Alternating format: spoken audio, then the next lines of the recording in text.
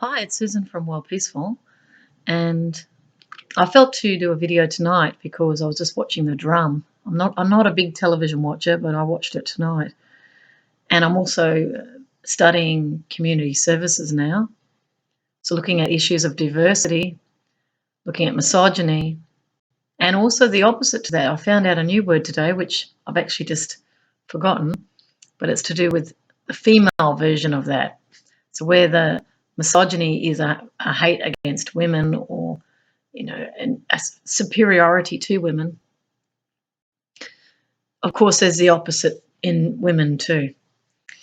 I'm a great believer in fairness, but I'm also a great believer in proportionality as well. So we have to look at the issues of violence between the genders on balance. Today feels like the theme of domestic violence.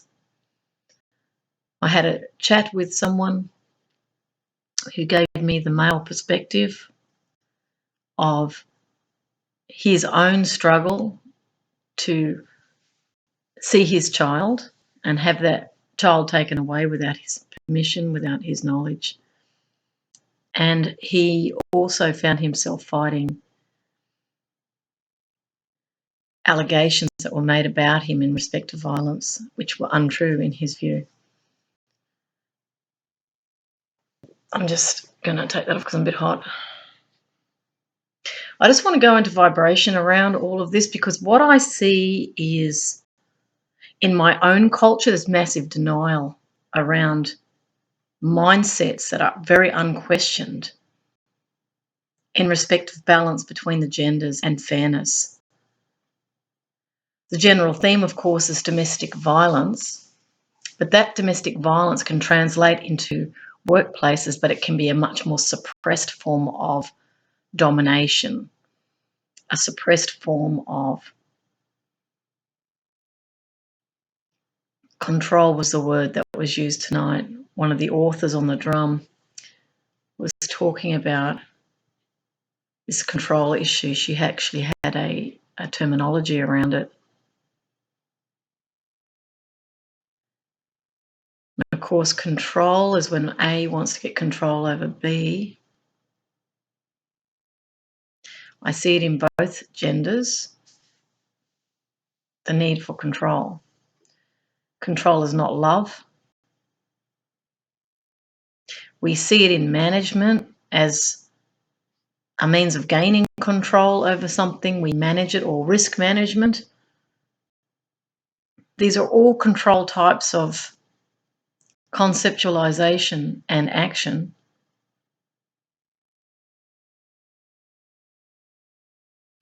And the idea that when reports are made or legal cases are undertaken, the perpetrator often gets off lighter. There could well be gender issues in respect of judges as well. I've certainly witnessed it myself, definitely. And also, particularly, the lack of consequence. So the reason I felt inspired to do this tonight was because the journalist who was interviewing the panel, so to speak, on The Drum, and The Drum's an Australian ABC program which is interviewing around various topics that affect Australians. I could see that she was particularly needing to have an answer. There was a real feeling of desperation that things are not changing and things are not done, because what was said tonight was that a child is killed every fortnight here in Australia. And the author who said this was a statistic unknown. This means the domestic situation is highly problematic, but inherent within that is this culture of violence, and of course issues of violent games, this sort of, normalizing of violence,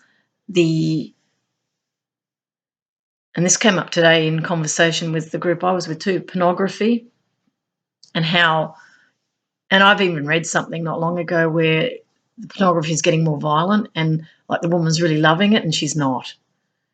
So there's a real twist happening here, and it's coming to an extreme. But then some might say historically women were chattels.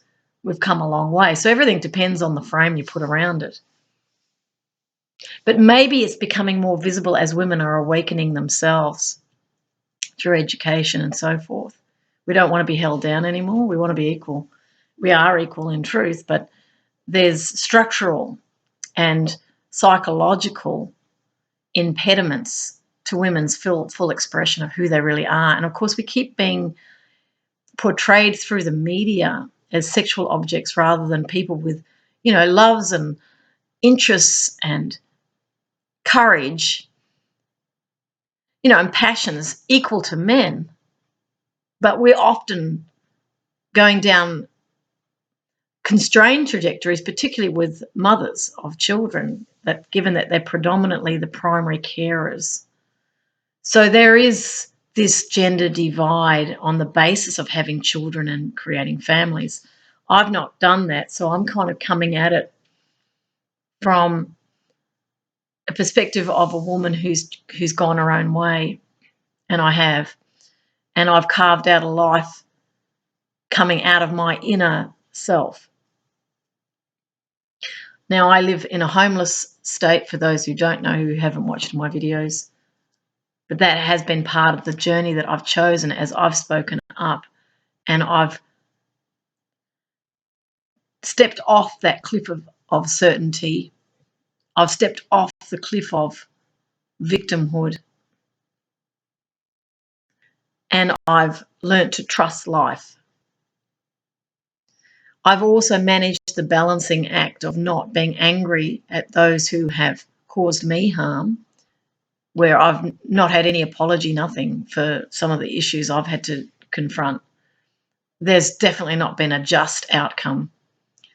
And I could have gotten bitter and angry about what happened to me because it was a form of violence, definitely, but it was covert and there was no support around it because everyone wants, an evidence-based, or, even with an evidence base, it appears that there is biases inherent within this, which suggests a disconnect from our responsibility as human beings towards one another.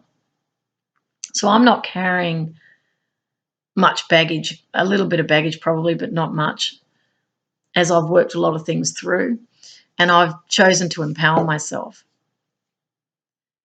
And what that means is I don't see myself as a victim, even though I've been victimized, definitely. These things that have happened to me have been much more secretive, more quiet, on the quiet. They're not as obvious, but I'm trained in nonviolence, and I developed expertise in anti-bullying, definitely, and I'm a peacemaker. And I've had personal experiences where I've had to work things through over many years. So I consider that some lived experience has given me a form of expertise as well. So I've sort of brought that all together into the mix because the subject I'm about to sort of do some contemplation on is a complex one, but I think it's at the root of all imbalance across the world. And it's a wake-up for men as well. It's to do with also the patriarchal dominance that has to shift because it doesn't work. So I'll go still and just see what comes up.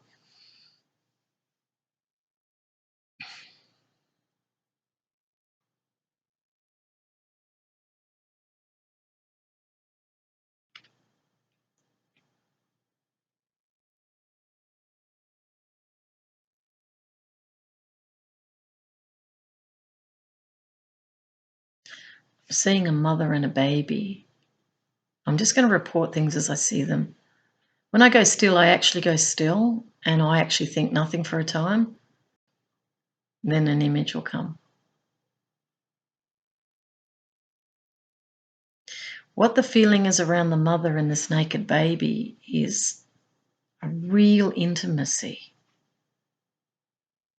Okay, the word jealousy comes up. There's jealousy around the intimacy of the mother and the child.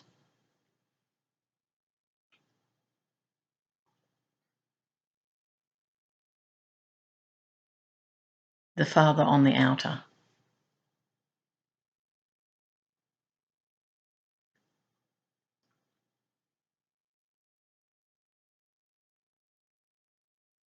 craving for love.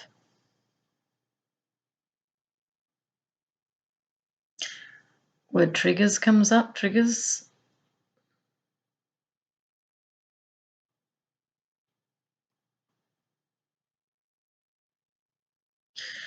Yeah, see, I'm getting a really deep sorrow for the men. I'm just going to go with that. Yeah, I can feel I want to cry for the men. And the reason I want to cry for the men is they can't get out what they need to say. They don't know how to express themselves. Frustration. I see them blocked on a lot of levels. A lot of levels. This is the friggin' patriarchy. Patriarchy is not about men. It is political masculine control. Patriarchal system. It's coming from the masculine. It is men, but it's a system, is the point I'm trying to make here. And it actually impacts men far more than women. But it's being witnessed in the violence that's been perpetrated against women. So I want to go still on this because this is really important, this stuff.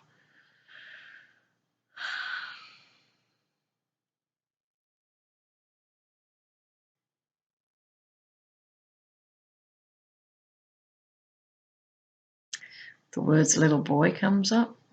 He's a little boy. Hasn't grown.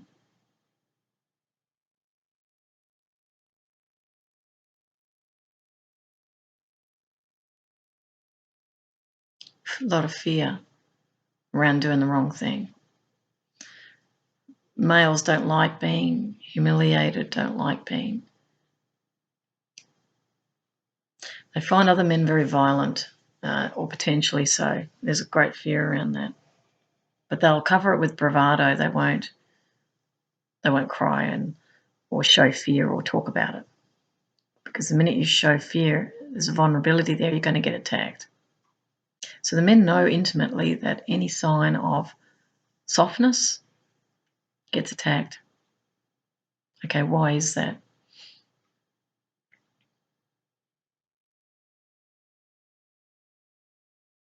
It's a code.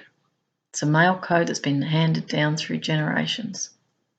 There's a war element around it, the warrior, the protector of the weak. There's all these labels hanging off it. Machismo, macho, be strong, man up. Come on, mate, have another drink. We're not going, I don't want to go there, it's too heavy. Let's talk about something. Let's look at the soccer. Let's look at the football. Let's chat about that. But let's not go into those other areas, mate. Because I'll be humiliated if I tell you how I really feel.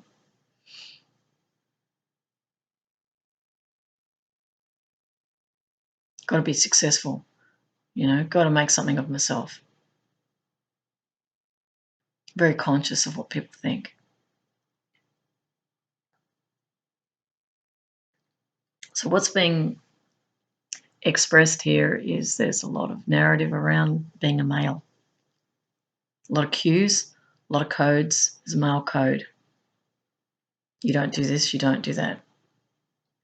And you certainly don't be in any way like a female and show compassion and softness. Although that is changing. Younger men are changing.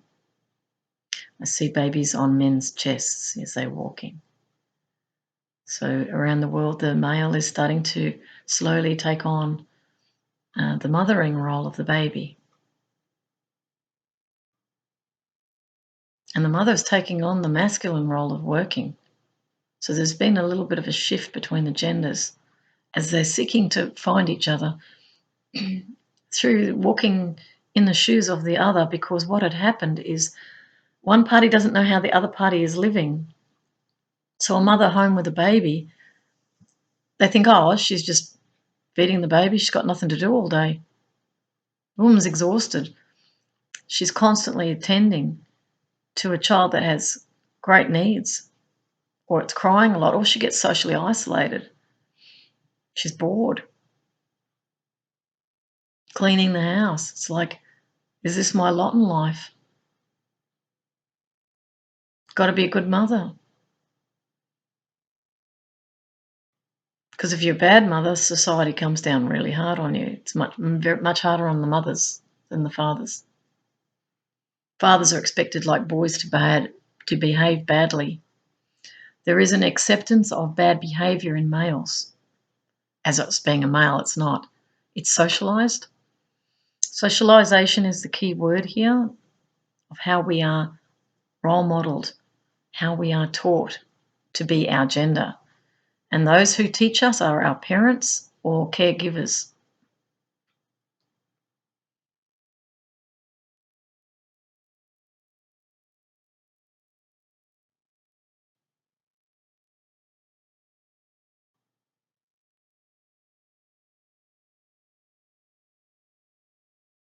I feel a deep emptiness. I was going to the male. I felt a deep emptiness. See, the mother has the baby. There's a fulfillment within that. Babies come from her. It's their baby, but the baby has been birthed by the woman, and there's a very, very powerful bond. And that's not to say the bond is not there with the baby and the father. It is, but the mother is the one that is keeping that child alive. That umbilical cord is the physical manifestation of the bond between the mother and the child. And that, even though that cord is cut and the baby's born, the cord is very, very strong between the mother and the child, because that baby is one with that mother, and its very life is dependent on her. She feeds it, breastfeeds it. There's a deep intimacy, and it's an intimacy because the mother and the baby look into each other's eyes very, very deeply. Where one starts and the other ends is not known, in that gaze into the eyes of the baby and the baby's gaze back into the eyes of its mum. There's peace transmitted between the two on a level that's beyond words, because the baby's not speaking words. It's a knowing that we are one. Father's not having that sort of deep intimacy. And because of the social expectation of men, the patriarchal system, which is out of balance with men and women. See, any sort of system, matriarchy did tend to be more balanced from what I've read and understood. It's very, very important we have systems that are not matriarchal or patriarchal, but are human-oriented, where there isn't this dominant anything. The whole notion of dominance has fear in it. Control has fear in it. Control does not make you safe. It actually can escalate the violence. When people seek to control, they're seeking to force someone. Again, A is forced to do. A has power over B, is a control type model, if you like. Now, when B is being controlled by A, there's a loss of liberty, there's a loss of freedom, there's a loss of self, there's a loss of confidence. And depending on how that control is exercised, whether it's verbal abuse or violent abuse, this is not love. This is, I make you responsible for how I feel, which is what that book was written about, actually. She Made Me Do It was the name of the book that the journalist on the drum had written. or it could be he made me do it. It can be either, because I've seen it in both. So this is not a he versus she or a she versus he, and it shouldn't be. It should be behaviours and patterns that have been learned through gender stereotyping, which do not serve us and which are actually keeping the genders apart. And that's not what we want. We want the people to come together in loving, intimate, healthy, genuine relationship and compatible relationship. So choosing wisely is also important. But the predominant issue with domestic violence and workplace violence and community-based violence is the imbalance of power that's felt.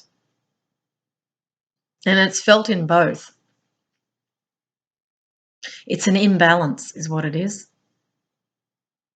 Because none of us have been taught nonviolent communication. We've not been taught how to communicate in such a way that we don't put someone down, or we're speaking in such a way that we're honouring that other party. We're speaking in such a way that we are owning our feelings. You know, when you do this, I have felt that. And what I would like is situation to change. Admittedly, that's still looking at the outside, saying the outside's affecting me. I've probably moved on a little bit in my own personal development from the I statements we used in conflict resolution. I've come to a point now through the work of Byron Katie to understand that no one can make me feel anything that I don't choose. I am the creator of my reality, and I am the one who decides if I'm powerless or if I'm empowered. And to have real power doesn't mean to be placing power over someone else. It's actually, I'm just going still for a moment with the power bit. It's to know thyself and be true is true power. For men, it's about them learning how to express their feelings, definitely. This is not a motherhood statement or any sort of feminine thing. It's actually part of the human condition, because the human race is actually an extraordinary species in that it has a very wide range of emotions. And they're a little bit like colours in a palette that we're painting in order to get depth and, sort of contrast and enhancement of life comes through those colours that we paint, which are coming through our emotional array.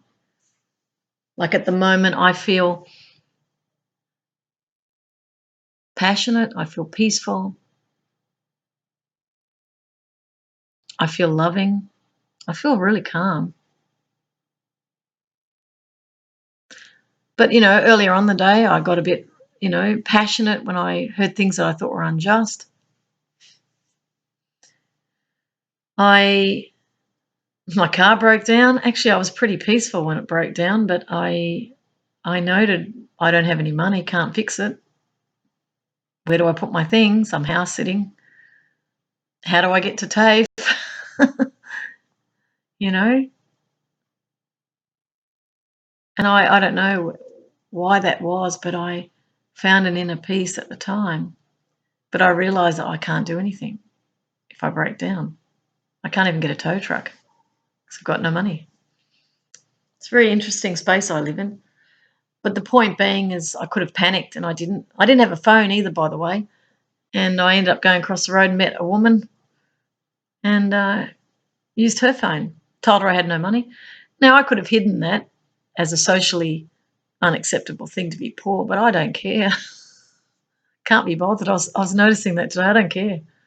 I don't care if I tell them I'm homeless or whatever.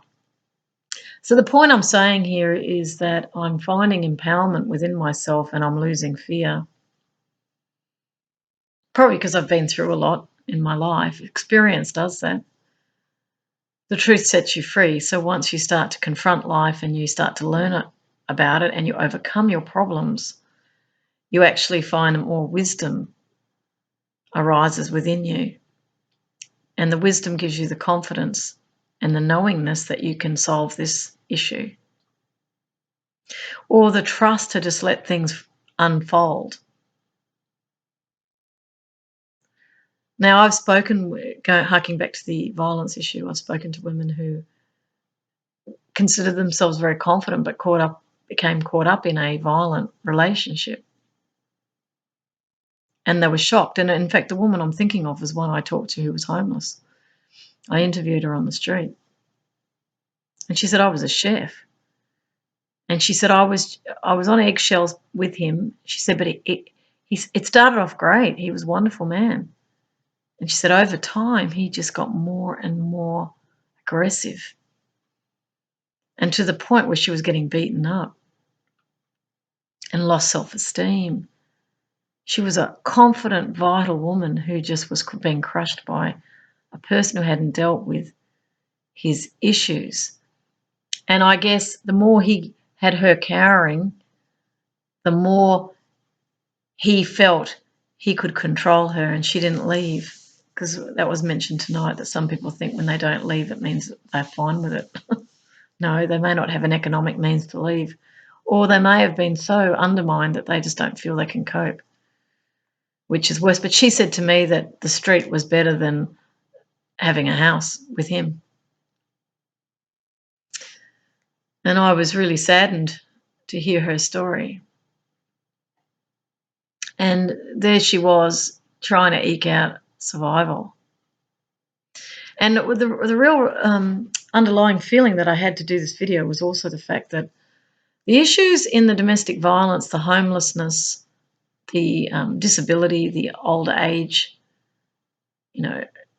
elderly living in homes, what appears to be a common narrative is people are not getting the help they need. And it's to do with lack of funding, but it's not just that. We aren't educated or enlightened to the importance of social, emotional intelligence in our society. People are not being trained. We're also disconnecting through technology, so the empathy is being rewired out. And I know there's interests that want it that way, but it won't work. Human condition can't function in a non-violent way if its needs are not being met. So we are not educating people, firstly, in how to be a loving, caring, interconnected, grounded human being that's healthy. Instead, we're being tossed from pillar to post. We've got parents breaking up. We've got families in conflict, violence on television. Children are being bombarded with a lot of negativity. And that actually affects the cells of the body. If you look at Dr. Emoto, Japanese doctor, who did the experiments with water crystals. So he had people intend thoughts and look at those vials of water, and then he had them frozen. And what happened was the symmetrical patterns when thoughts were loving were very balanced. When people were very angry and negative, they were all over the place in disarray, disorder. It was just very much a strong depiction of the power of our thoughts and how it destroys, or the power of our thoughts and how it can really energize and really build up. So how we treat one another impacts their health and their safety. And I guess the underlying theme of this video really is that men have to start now to really look at the disruption that's happening within them, rather than continually holding this anger around the partner that's left or taken the children. And I'm not in your shoes, and believe me, I feel desperately sorry that these things have happened. I'm not a parent, but it's funny, I just can see how awful it must be for any parent to lose their children because they're part of you. And I do know, having been a child, because I was thinking of my own father tonight, and the bond was just unbreakable. I had no idea how much I loved my own father. And it was way beyond any love I've ever known. So I can understand it from that position of that bond. I can understand it. And it would tear you apart. And I feel that deeply. And I send love to all parents who have had breakups and children varied between each parent. I don't think this is a good thing. My inner feeling was it was a bad thing. Children suffer terribly because they love their parents. I know I love mine. I didn't want my parents to break up, even though I had, troubles in my family. I did want peace, though. I remember that, which is why I became a peacemaker. I wanted to nail that one because I could see the family was not at peace, and I could see the roles that were playing out were untrue, and I could see the workloads were not balanced. It's to be honest, the word ridiculous comes to my mind. It's almost unfathomable to me that we have inequality. I don't actually understand it personally because I don't come from that. My inner being sees everyone the same. When I clowned around the world, everyone was same but different. There was no better than or less than. It was just people. And I think it's because I've seen through the eyes of humanity that I've been able to see that essential, equal energy between people, that we've got equal. See, we use words like equal opportunity, but when I say equal, what am I trying to say? I'm trying to say I'll put it in a higher context. We are consciousness having an experience on the earth. We're living in bodies. See, I have a spiritual point of reference, if you like. So I see as a spiritual being, I'm here on the earth experiencing life as me. But I'm also aware that I've lived before and lived and will live again. This is not who I am. So from that point of reference, when I look at inequality between men and women, it's almost unfathomable to me. It's like, how can that be? Although I can then say, well, clearly the people are having an experience. What are they learning? What are they here to learn? And everybody's lived as a male and a female. Most people will probably reject that thought, but I don't have any doubt about it. We have lived before and we will live again as a male or a female. So when you come from that point of reference, it's like, well, next life I might be a man. Next life you might be a woman. So how are we going to treat each other in this life? Are we going to take responsibility for our thought, word, and action? That's an empowered human being. The one that denies it, escapes into something else, shoves it down, which is what they're taught, is sitting on a powder keg. Because when you suppress your emotions, you either get depressed or they'll boil over in an outburst at some point when you get triggered by something you've denied. See, the thing is, all this business of suppressing it all, you're only creating a problem for yourself later on because it never goes away. All emotions have to be experienced right through from the beginning of the emotion to the end. You can't just shove it down and shove it down and shove it down.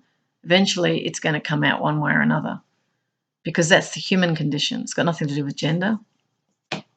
We're all the same. And what men have been taught is to suck it up.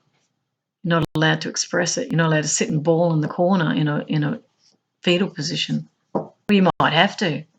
And if you were sitting with me and I saw you in the corner with a fetal position, I'd sit with you and I would not judge you for a moment.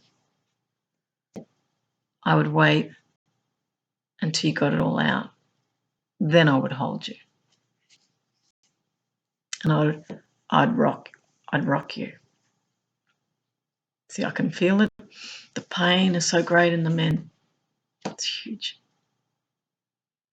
And you can numb it with alcohol, and that's why you popularise alcohol.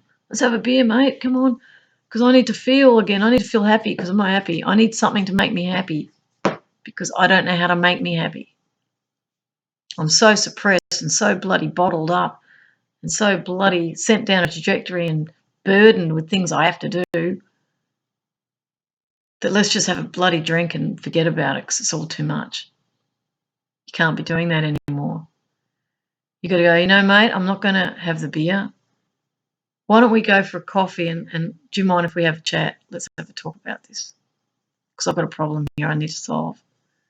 And if you're with a mature man, and I don't mean an age, I mean someone who's emotionally mature, you'll go, sure, let's sit down, have a talk, mate.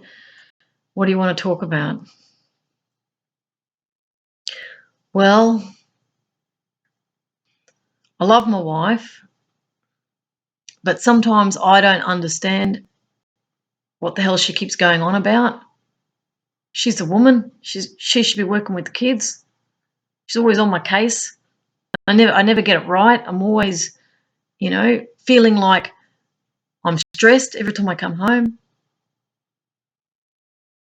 Kids are screaming, carrying on, and I don't really know what I'm to do here, mate. What would you do if you're in my shoes? The other guy goes, yeah, when I was younger, I also had a situation where I didn't understand my partner. But, I started to go to these courses on sort of personal development where I was learning about how to say what I mean. You know how we don't tend to say what we really mean. We kind of shut down or we head off into violent games or, play some games. Go to the pub. Well, I stopped doing that and I went to these development courses and I actually got really interested. And what I realised is that I've got to learn to speak up. I've got to learn how to say what I need to say to her. Okay, darling, I can see you're upset. You're obviously very tired and you're feeling stressed. Do you want me to take over with the children, not help her? Because it's making out that she's the primary and I'm there as a little support team. No, I will take the children into the lounge. You go and do what you need to do. If you want to rest, go and rest. But I'm taking charge of our children. And okay, kids, into the lounge room. Let's play some games. Turn the television off. We're going to play. We're going to be together. And I learnt, mate, to be with my children. I learnt to actually listen to them and ask them questions about their day. How you going, Josh? How was your day? Oh, what did you do at school? Right. And what's your friend's name again? Jack, isn't it? Jack. How's Jack? Oh, he's good. And anything today that you learned? See if you can remember something that went on today that you thought was interesting. I'd be really interested to know. Josh? Yeah, Dad. Mr. Myers was really funny, cracked a really funny joke in the class. One of the rabbits got out. We all laughed. That's great. Sounds like you had a really interesting time. I really enjoy our talks when we get the chance to have a chat. And then they talk to the other child. So he is telling his friend about how he's interacting with the children, but he's role modelling at the same time because the other guy's going, I hadn't thought of that. My father never taught me that. They actually have to be present with children. And that it's not actually her job, it's our job. Right. And then he might say, the more mature man might say, and me and my wife, we actually have sat down and we've worked out how we're going to manage our children together. And we've got words for each other.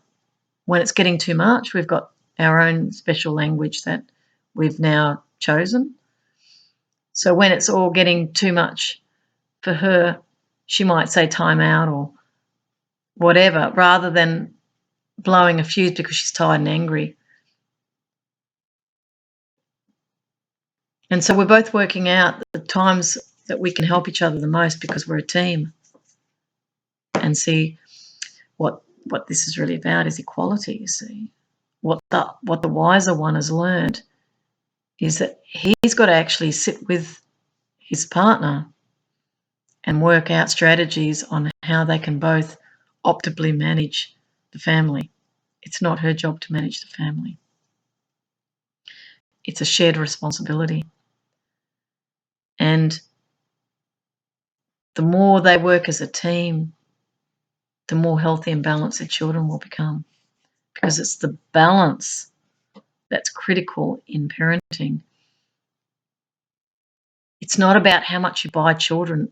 Children do not need all the stuff they're bought. Young children can play with a piece of paper. Child can sit in a sandpit and dig. They can look at the flowers. That's a smorgasbord in the garden. Although we're getting these new developments now, I'm noticing. I don't particularly, I'm no fan of them.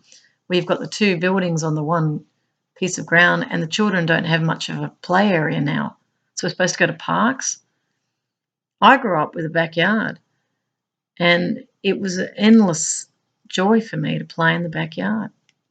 And it was a big backyard, so I could ride my bike there, and we had tree house, and we had a sand pit, and we had a cubby house. And we had a water feature that my father built. And it was great.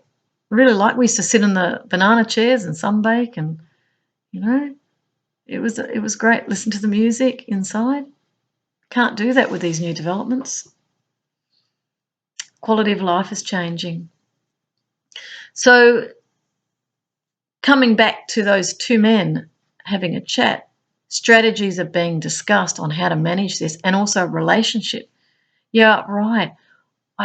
You understand what I'm going through. That's great. Can you write down some of that stuff that you've mentioned? And I'll have a talk with my wife about it, and we'll see what we can come up with. We might even go to some counselling, get some guidance there. See, a lot of people don't know to go to counsellor, get the third party in to help mediate the relationship, because we're not taught. We're not taught nonviolent communication. We've got chips on our shoulders from poor parenting in the past, and that's our role modelling. So the relationships are breaking down because they haven't had good foundations in the first place. Plus, there's also the busyness of a working life, and people are tired.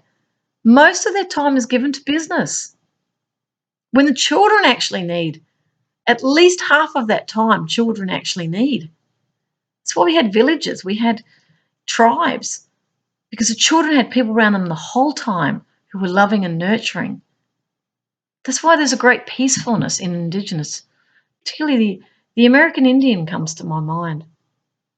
The nobility too of them, dignity, but a real sense of who they are, where they belong, who their kin are, and the very strong customs and tribal bonds of those communities.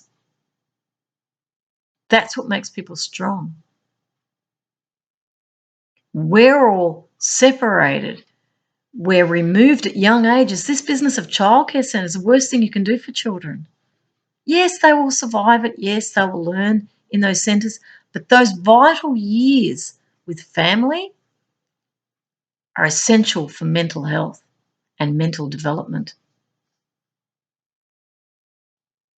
This idea of institutionalising them like orphans from 2 to 3 years old, so that the mother is freed up to work, that is a massive imbalance.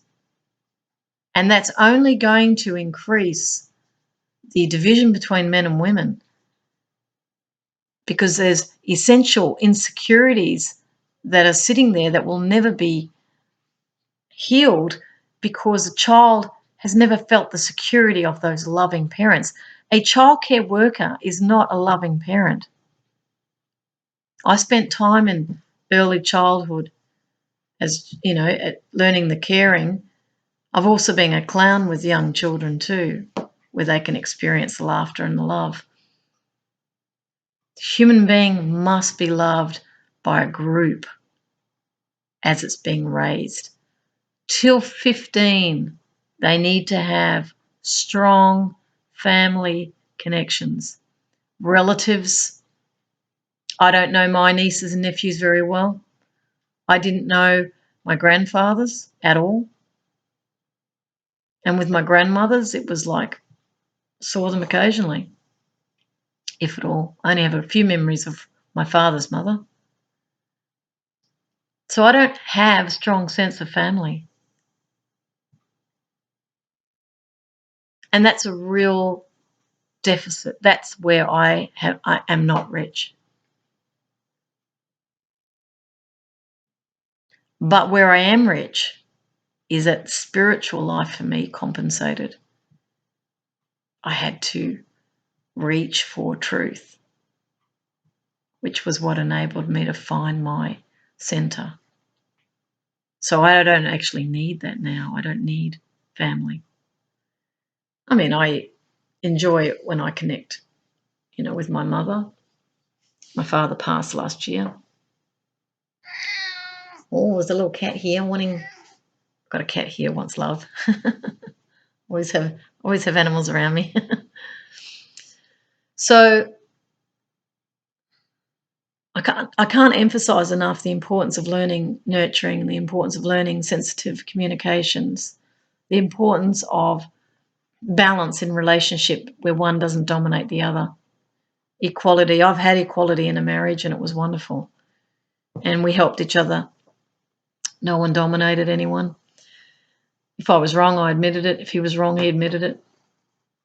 We had our own money. But we shared everything. Washing, cleaning, everything was shared. Because my husband hadn't grown up in a patriarchal setting. He grew up in the forest. His father was a sawmiller, actually.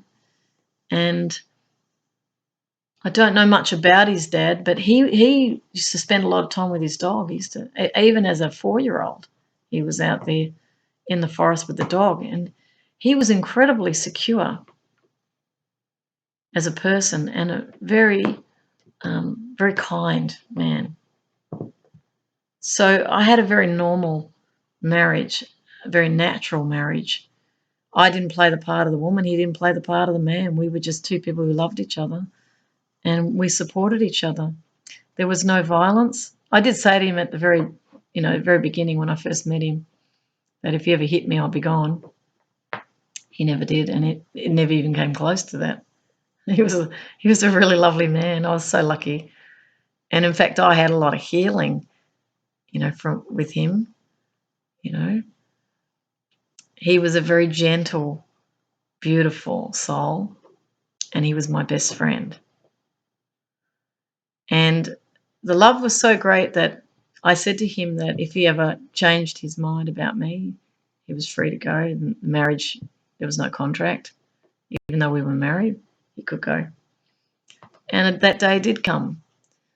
And we were honest with each other, and I had to let him go. And I did. But I let him go, telling my family everyone was to treat him with great love and no one was to make him stay because he was free. I wanted him to be happy. He felt so confident with me, like he even wondered how he'd be with the next woman. And I said, you'll be fine. And yet I adored him. And I let him go. So there was no desperate holding on to him, forcing him to stay with me, guilting him out. None of that. I just said, if you ever change your mind, come and live near me. And he didn't change his mind, but that's okay. I went off in another direction. And what I found was, had we not broken up, I wouldn't have become a world peace clown. I wouldn't have traveled the world.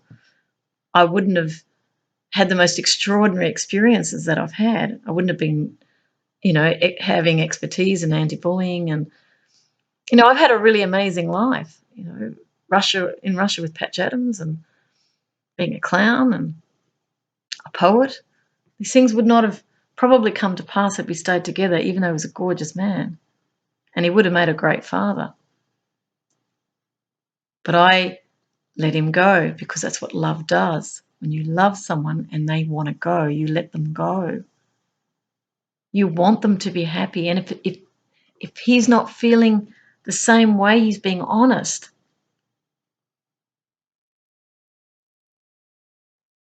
And if I have a problem with that, I have to work out my own problem. He's not responsible for my happiness. I'm not responsible for his happiness. It's an inside job. I'm the creator of my own life, my own happiness. And when I take full responsibility for that, nobody owes me anything. Even when I became homeless, you know. And there was a point where I had a family member sending me $35 a week because I had no money. I've lived on nothing. Third world conditions. It's not been totally nothing. There's been bits and pieces here and there, but be no more than $40 a week. You know, and that's bits and pieces coming to me. There's no job there. But I went with the flow of life because I had things I had to work out. I'd had some traumas and I had to deal with it. And I put my work first, which was peace and working out of these issues. But that put my whole physical life in a vulnerable position where I didn't have a fixed address, didn't have many friends. Most of my friends dropped away. But the point I'm trying to say here is I kind of went with the flow of all of this. I relinquished what I needed to relinquish. And I allowed things to be. Now, I could have blamed when my family member stopped that payment that she was giving.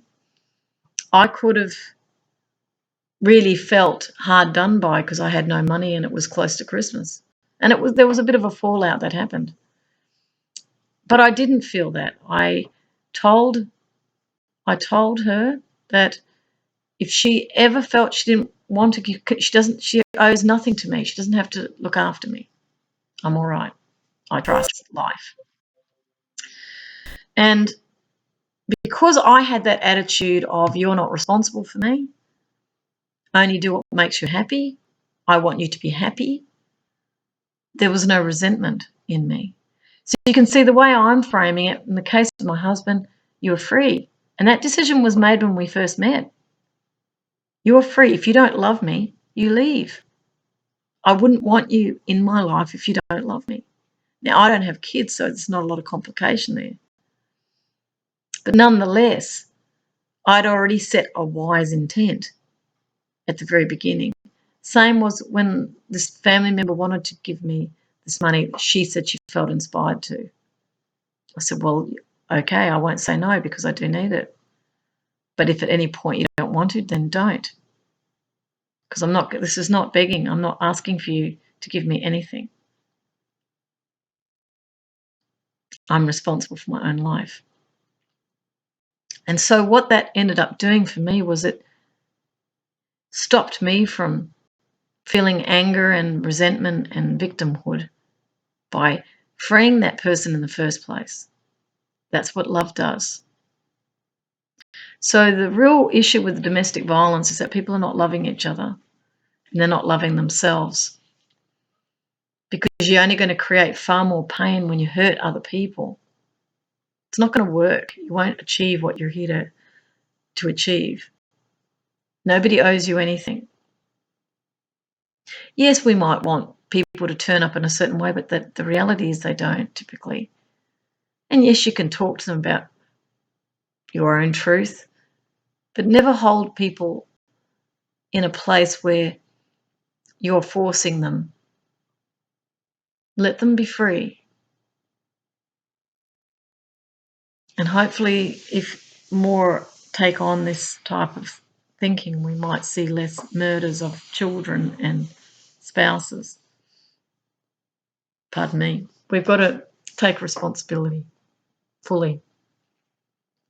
So my wish is for men and women to start to resolve all conflict. For the men who are finding it very difficult, you have to go and learn how to dialogue and communicate clearly. If you're wrong, apologise. Apology is always important. It releases the conflict. Saying, oh, well, let's forget about it, it's in the past. No. Anything that you're holding on to where you feel bad about it, you find that person and you say, I am sorry. That was not my intention, what happened. I'm really sorry. I'm asking for your forgiveness. And then you may well find the other turns and says, you know what, I'm sorry too. Sorry I didn't speak up, or I'm sorry it turned out this way. These things are important. We don't want legal action.